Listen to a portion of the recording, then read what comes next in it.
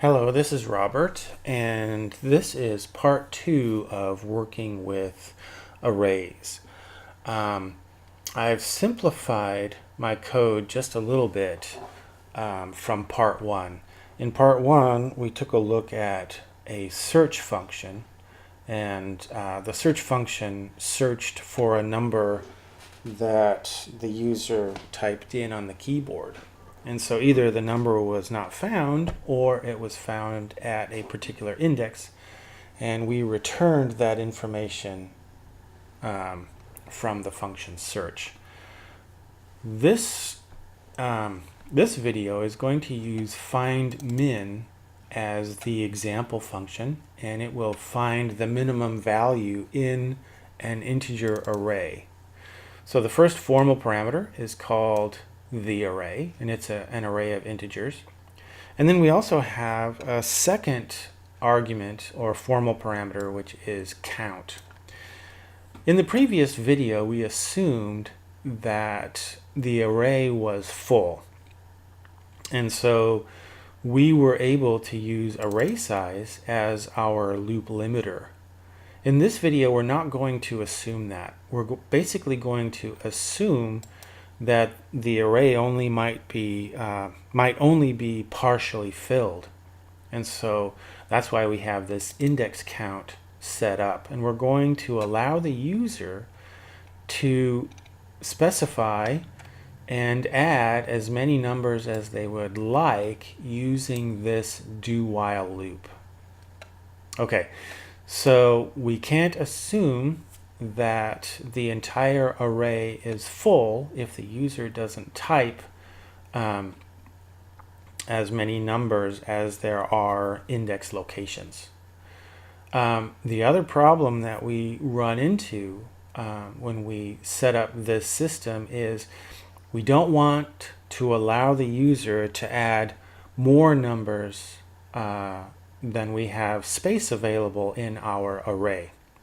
So this do while loop has a check for that. So let's take a look at how we are initializing my numbers right here.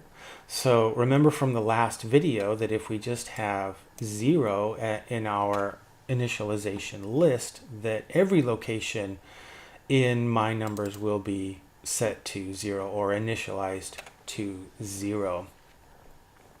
Then we have a char set up to allow the user to go around the loop as many times as they would like. So this is our sentinel. We have a do while loop that is controlled by a sentinel right there. And then we have the minimum value, and then we have a number, local variable, and then we have our index count. So our array called my numbers is going to be created with size 5. We've set up index count right here, and index count is going to be used for two purposes. So it kind of serves a dual role. Index count will tell us how many values are in the array, and it will let us know where to store the next value. So when we start up the program, there are no values, there are no numbers in the array, so index count equals 0. 0 is also the first location in the array where we want to store the value, store the first value. So it makes sense that we would use index count as the array index to place the first number. So let's go ahead and start up this program, and we'll take a look at how the user is able to store numbers in the array. Okay, what number would I like to add to the array? Let's go ahead and add the number 7. Well, we are now executing this code right here. What number would I like to add to the array? I typed 7 for number right there.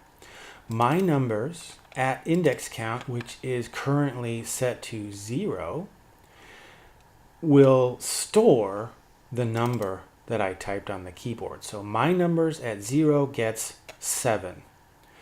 So when I type return here, it says there are now 1 numbers in the array.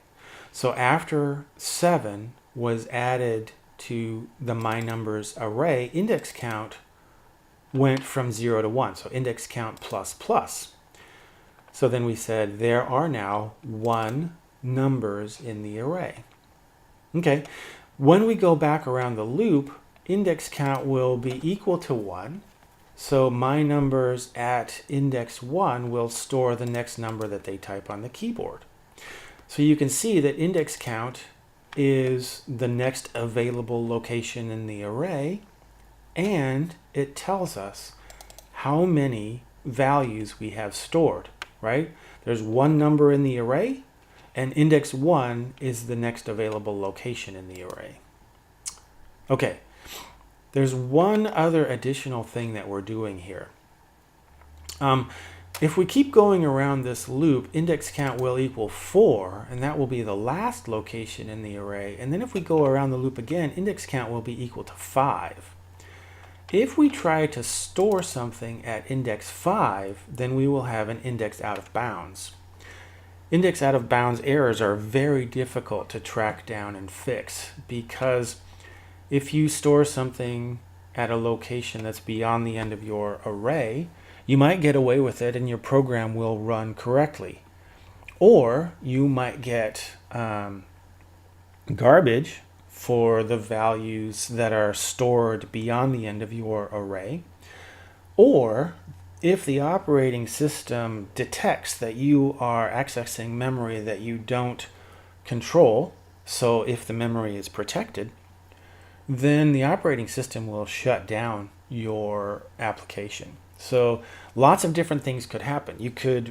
Your program could run and give you correct results. Your program could run and give you incorrect results, or your program could crash. So index out of bounds are very difficult to debug. So that's what this code is doing right here.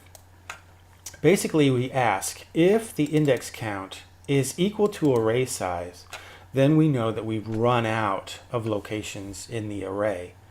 So then we report that the array is now full, and we break out of this do while loop, and so the user will no longer be allowed to add more numbers. Let's just go ahead and add 3 numbers to our array, and so 2 locations in our array will not be used. Okay, so yes, I would like to add another number, so I will type yes. What number would I like to add to the array? How about 3? And then let's add one more number. How about 5? Okay, so I have 5 locations to store 5 different values, but I've only added 3 numbers here. So I would not like to add another number. And so I've set up a breakpoint in my code. So while choice is equal to yes, well, choice is going to be equal to no. So our loop is going to stop, and we're going to hit our breakpoint. Okay, so I'm passing the array of numbers here. So let's open that up and see what we have stored there. We have 7, 3, and 5 in index location 0, 1, and 2. And we can see that we now have 3 numbers in the array. So 3 and 4 is unused. Well, if we're going to find the minimum value in our array, we don't want to search for 3 and 4, because 7, 3, and 5 are the only values that we stored. If we searched for 3 and 4, we would get an erroneous result, and it would report back that 0 was the minimum value. But we didn't store those numbers there. Those are the initialization values. So what we have to do is we have to pass the index count into find min, so that we will stop searching when we reach count.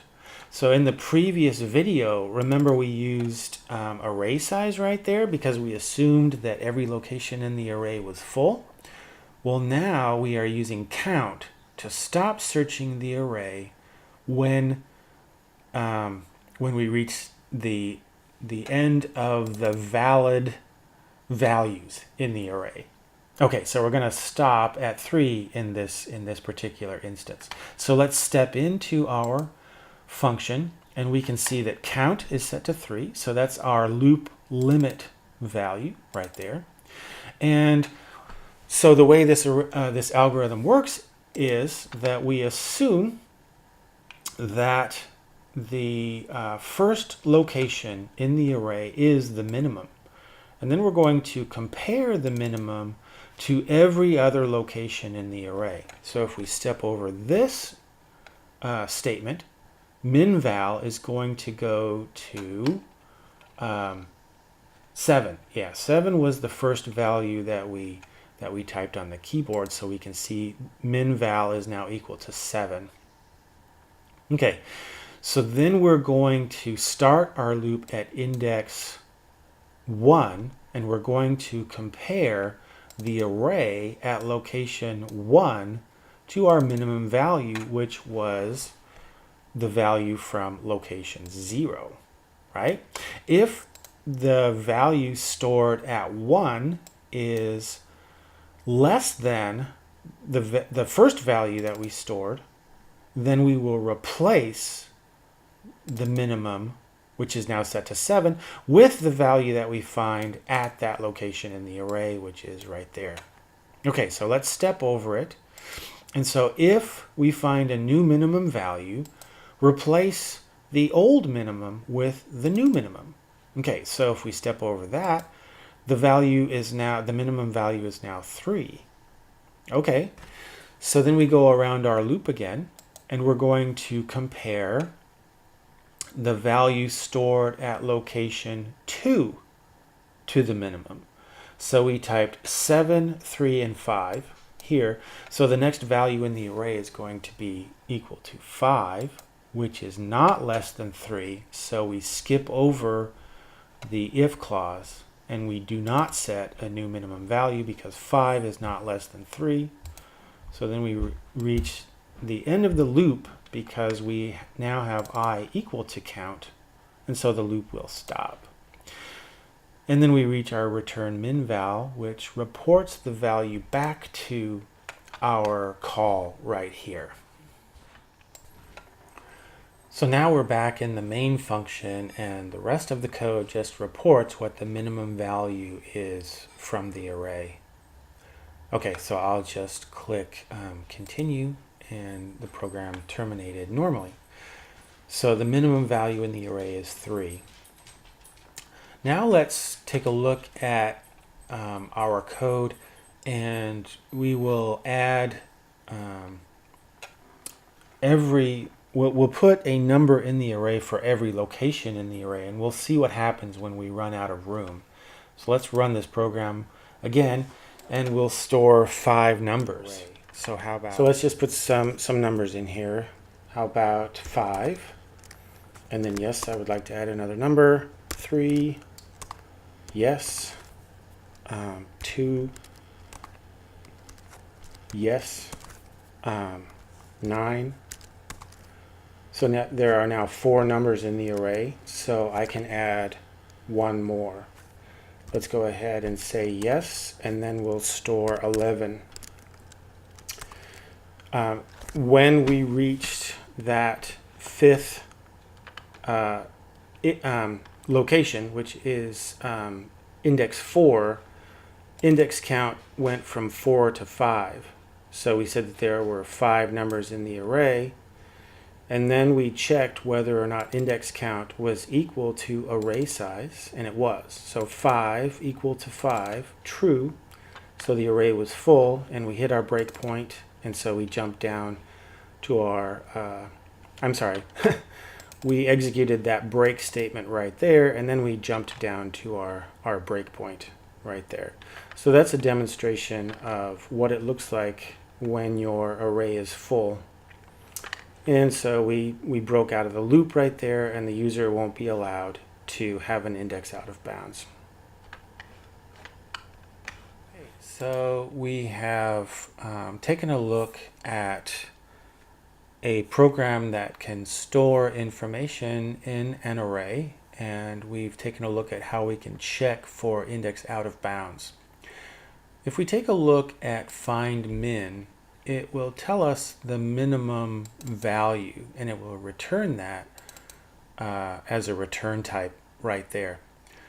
A lot of times we would like to know both the minimum value and the minimum index. This function can only return one value because it's a value returning function. And so if we would like to know both the minimum value and the minimum index, it's best to create a void function and use reference parameters. So in the next video, part 3, we will modify find min to return values by reference parameters, and that way we can return two things from find min. So we'll modify find min to use reference parameters in part 3. Okay, thanks.